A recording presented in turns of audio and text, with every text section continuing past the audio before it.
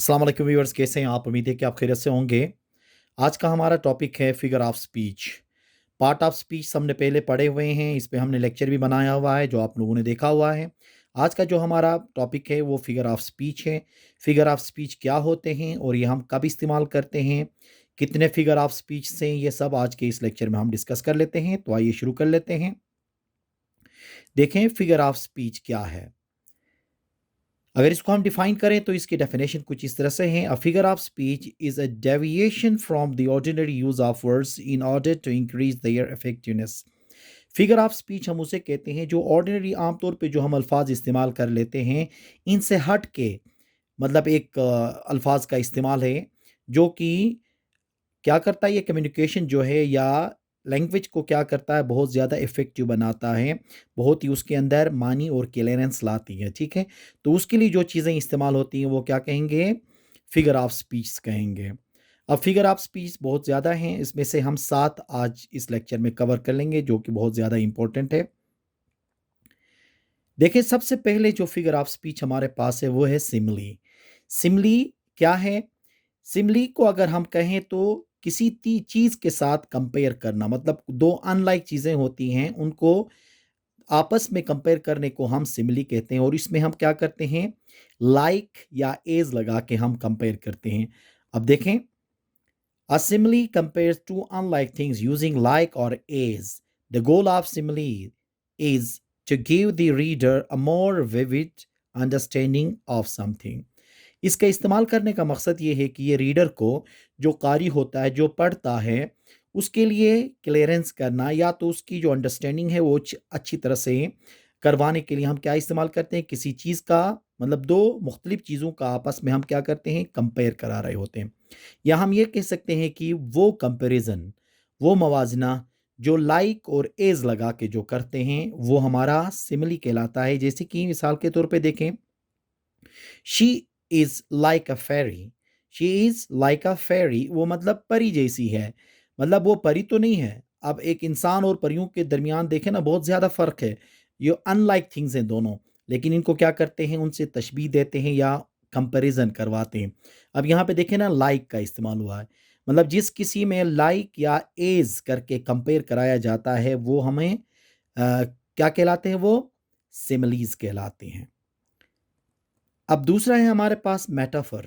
Simile और metaphor में सिर्फ ये फ़र्क है कि मेटाफर के अंदर डायरेक्ट उनको कंपेयर कर लेते हैं, उसमें लाइक और एज का इस्तेमाल नहीं होता है। जैसे कि a metaphor is the direct comparison of dissimilar things to create more vivid imagery और अंडरस्टैंडिंग। अब ये इसलिए इस्तेमाल होता है कि दो डिसिमिलर, मतलब एक जैसे नहीं होते, उनको कंपेयर तो किया जाता है लेकिन उनका डायरेक्ट कंपैरिजन होता है। इसमें लाइक और एज का इस्तेमाल नहीं करते। जैसे कि देखें ना, it is an informal in which words like as so are omitted. इनमें लाइक और एज या सो उसको निकाला जाता है। अब हम इस तरह से कह सकते हैं, जैसे कि मैं कहूँगा कि वो शेर की तरह लड़ा। शेर की तरह लड़ा, लाइक लाइन हो गई यहाँ पे। लेकिन मैं ये कहता हूँ कि वो लड़ाई में शेर है, वो लड़ाई में शेर है कहा तो डायरेक्ट उसको हम क्या कहते हैं, शेर कहते हैं। अब जैसे कि देखें ना यहाँ पे, he is star of our family. He is star of our family. अब हमने यहाँ पे he is like a star नहीं कहा है, ही को डायरेक्ट कंपेयर किया किसके साथ, स्टार के साथ। तो डायरेक्ट कंपैरिजन को मेटाफर कहते हैं, लाइक या एज लगा के जो कंपैरिजन की जाती है उसको सिमिली कहा जाता है। तीसरा है हमारे पास पर्सनिफिकेशन। अब पर्सनिफिकेशन क्या होता है, देखें, personification is assigning human attributes to non human things. मतलब पर्सनिफिकेशन में हम ये करते हैं कि किसी बेजान चीज़ के अंदर हम ह्यूमन जो है, मतलब गैर इंसानी चीज़ के अंदर इंसानी एट्रीब्यूट्स हम उसके अंदर क्या करते हैं, देते हैं या असाइन करते हैं या उसमें डालते हैं। जैसे कि देखें, the sun smiled down on us. अब यहाँ पे सन जो है इनह्यूमन है, और स्माइल देखें ना, सूरज हंसता तो नहीं है, लेकिन हमने क्या किया, हंसने वाली जो एट्रीब्यूट है हमने सूरज के अंदर डाल दी। तो ये क्या बन गया, पर्सनिफिकेशन हो गया। मतलब कोई भी चीज़ को उसके अंदर लिविंग थिंग या इंसानों की कोई एट्रीब्यूशन हम डालते हैं तो उसको पर्सनिफिकेशन कहते हैं। अब इसी तरह से देखें, the world does not care to hear your sad stories. अब देखो, केयर करना या सुनना ये तो इंसानों वाली बातें हैं, लेकिन दुनिया तो सुनती तो नहीं है। यहाँ पे दुनिया अगर वर्ल्ड को देखो, वर्ल्ड जो है नॉन लिविंग थिंग है और हियरिंग जो है ह्यूमन बॉडी बॉडी की एक एट्रीब्यूट है। तो हमने क्या किया, इन दोनों को मिक्स अप कर लिया, जिसको हम क्या कहते हैं, पर्सोनिफिकेशन कहते हैं। चौथा हमारे पास है ऑक्सीमोरॉन। ऑक्सीमोरॉन वो कहलाते हैं जिसमें दो एक दूसरे को कंट्रडिक्ट करने वाले, तो ऐसी चीजें जब एक दूसरे के साथ मिक्सअप होके एक लफ्ज बन जाता है तो वो क्या कहलाता है, हमारा ऑक्सीमोरॉन कहलाता है। जैसे कि an oxymoron is a phrase that uses two contradictory words to create a new meaning. अब क्या करते हैं, दो तो हैं अल्फाज, ये दोनों एक दूसरे को कॉन्ट्रडिक्ट कर रहे होते हैं, लेकिन दोनों मिल के क्या करते हैं, एक नया मानी देते हैं। जैसे कि there was only a small crowd in front of grocery store. अब यहाँ पे देखें, स्मॉल और क्राउड, क्राउड तो हुजूम को कहते हैं और जो स्मॉल कहते हैं छोटे को। अब दोनों जब मिल जाते हैं तो क्या होता है, मतलब छोटा सा हुजूम वहाँ पे, ठीक है। लेकिन यहाँ पे एक दूसरे के साथ ये क्या है, एक बड़ा और एक छोटे के सेंस में यहाँ इस्तेमाल होता है, लेकिन जब दोनों मिल जाते हैं तो एक अलग मानी दे रहे होते हैं। इसी तरह से देखें, they asked us to submit the original copy. अब यहाँ पे देखें, ओरिजिनल और कॉपी एक दूसरे को क्या करते हैं, कॉन्ट्रडिक्ट करते हैं। या तो ओरिजिनल होना चाहिए या तो कॉपी होना चाहिए, लेकिन यहाँ पे ओरिजिनल कॉपी दोनों मिलके एक नया क्या करते हैं, हमारे मानी दे रहे होते हैं। मतलब उन्होंने क्या किया कि ओरिजिनल कॉपी, अब कॉपी के अंदर भी वो वाली कॉपी जो ओरिजिनल कॉपी है, ठीक है। अब ये दोनों अल्फाज क्या कहलाएंगे, इस तरह के अल्फाज, इनको ऑक्सीमोरॉन कहते हैं। इसी तरह से देखें ना, प्रेटी और अगली, प्रिटी और अगली अगर देखा जाए तो दोनों एक दूसरे को कंट्राडिक्ट कर रहे हैं, लेकिन शी इज प्रिटी अगली हो गया तो वो मतलब काफ़ी बदसूरत है के सेंस में इस्तेमाल होता है। वहाँ पे प्रिटी का मतलब खूबसूरत नहीं होता है, बल्कि काफ़ी के सेंस में इस्तेमाल होता है। तो दो अल्फाज जो एक दूसरे को कॉन्ट्रडिक्ट कर रहे हों, वो मिल के अगर तीसरा कोई मायने देते हैं तो उनको हम ऑक्सीमोरॉन कहते हैं, उन अल्फाज को।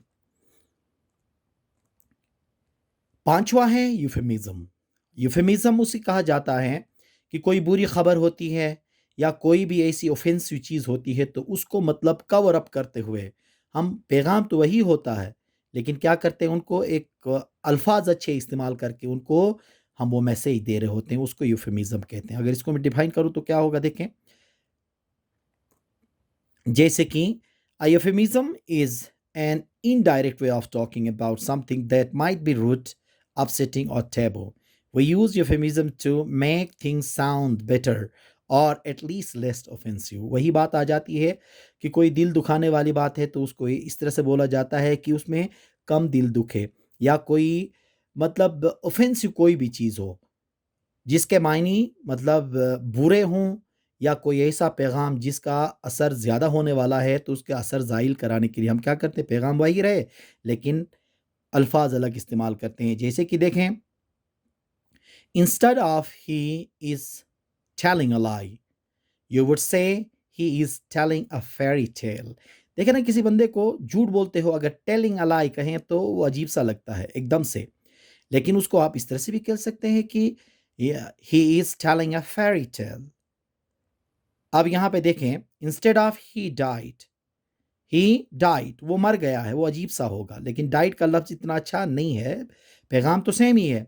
You would say he passed away, he passed away, मतलब पैगाम सेम हो लेकिन उसको अच्छे अल्फाज में अदा करने को हम क्या कहते हैं, यूफेमिज्म कहते हैं। क्लाइमेक्स, अब देखें climax, it is an arrangement of A series of ideas in the order of increasing importance. किसी भी सेंटेंस के अंदर इंपॉर्टेंस पैदा करने के लिए हम क्या करते हैं, कुछ आइडियाज़ होते हैं उनकी सीरीज़ में हम अरेंज करते हैं, उससे क्या होता है, वो सेंटेंस और वो पैराग्राफ क्या होता है, साउंड होता है। जैसे कि what a piece of work man, how noble in reason, how infinity in faculties, in action, how like an angel. अब यहाँ पे देखें ना कितने आइडियाज़ क्या हैं, इनको एक सीरीज़ में लिखा हुआ है, तो इससे क्या होता है, इसके अंदर एक इम्पोर्टेंस पैदा होती है। तो इस तरह से सीरीज़ में आइडियाज़ लिख के इम्पोर्टेंस पैदा करने को हम क्या कहते हैं, क्लाइमैक्स कहते हैं। ये भी फिगर ऑफ स्पीच है। अब सातवां जो हमारे पास फिगर ऑफ स्पीच है वो है एलिट्रेशन। ये क्या है, एलिट्रेशन।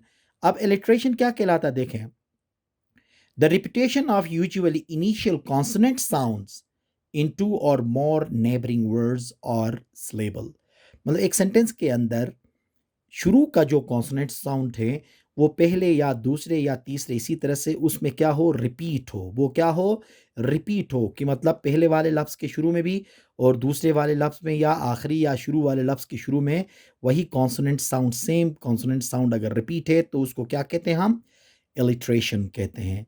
जैसे कि देखें यहाँ पे, glittering through the gloomy, glittering through the gloomy। अब देखें glittering और gloomy ये क्या है, जो कॉन्सोनेंट साउंड है वो क्या हुआ है, शुरू वाले और आखिर वाले में रिपीट हो गया है। तो repetition of consonant sound into और मोर नेबरिंग वर्ड्स में जो होता है उसको हम क्या कहते हैं, एलिट्रेशन कहा जाता है। तो ये 7 जो फिगर ऑफ स्पीचेस थे इस क्लास में हमने डिस्कस कर लिया। और भी हैं, इसके फिगर ऑफ स्पीचेस ज़्यादा हैं, तो उनको बाद में हम डिस्कस कर लेते हैं। उम्मीद है कि आज का ये लेक्चर आपको समझ में आया होगा। Thank you very much.